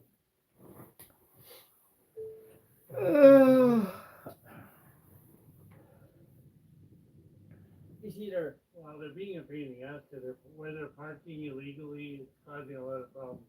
Sorry, I see, sorry to okay. bother you, man. no worries. Just I thought that there's something else.